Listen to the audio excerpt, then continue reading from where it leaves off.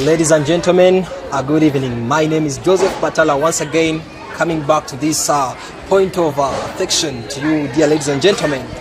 You remember the years have been on and off as we have tried our efforts to educate the community. Uncle Bart's motivation, once again back in the new phase to educate the communities just as it has been before. Let me first of all go to the major factor for today, where we have had a bigger debate contest dealing in looking at how can we have equal rights between the girl child and the boy child.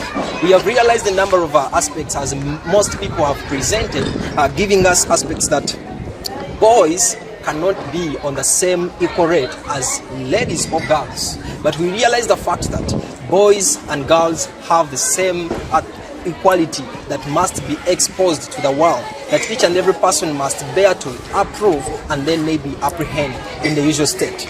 Dear ladies and gentlemen, I want to thank you for the great efforts that you've done to see that women and whatever we call it, a bracket of ladies, they are given the same aspect, or they are respected in the same category as men.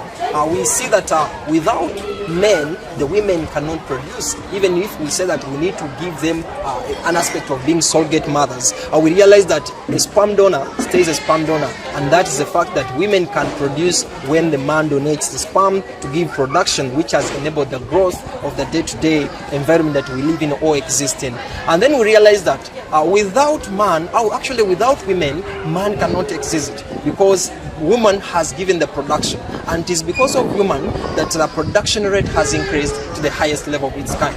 Today we are in phase one, this production, and we believe there are a number of aspects as we can keep sharing. We have seen several learners sharing on this theme, and we have seen that ever since we started the contest, the proposition side has always won the challenge, or has won the challenge in the previous aspects. An indication that indeed there must be an equal right presentation between the two categories, or all the two sex that we have within our world of living. We cannot say that there are so many things that we can put up to justify this, but however, we can justify these based on facts that exist.